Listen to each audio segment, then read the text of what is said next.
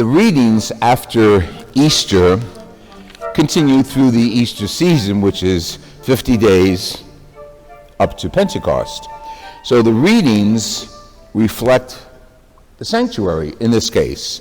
The baptismal font is here, the flowers are still here, the Alleluia banners are around, and the readings bring us back through the Acts of the Apostles to the origin of our church. How was it in the beginning?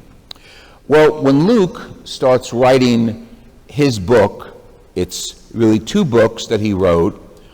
Acts of the Apostles, just think of it as the actions and life of the early church. And the second book is the Gospel of Luke. Okay, that one's called Luke.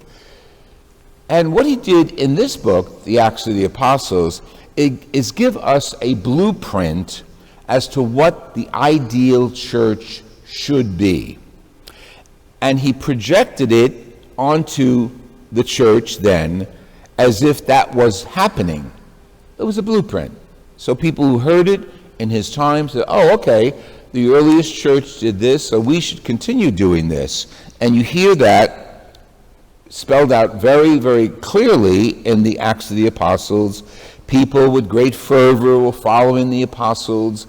They started coming together and celebrating their faith, and they listened to the words that were told to them about what Jesus did and said. And there were no poor people among them, because anyone who was poor was helped by the community. Those with possessions would come and lay the possessions at the feet of the apostles so they could sell them and distribute them to the poor. And little by little, new people came on board, and today Joseph, son of Barnabas, comes on the scene, and even his history is told. He's a Levite, which meant he was a priest as a Jew, but as a Cypriot. And as a Cypriot tells you what Luke is saying, the church went beyond Jerusalem. So here we have people of the islands coming closer to the church.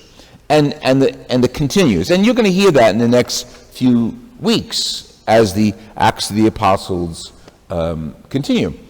I always think of the phrase from A Lion in Winter, when the queen, she's confronted by all the problems of her children, her husband, he's unfaithful, the kids are killing each other, and Katharine Hepburn, in her own specific, unique way, said, "Every family has its ups and downs.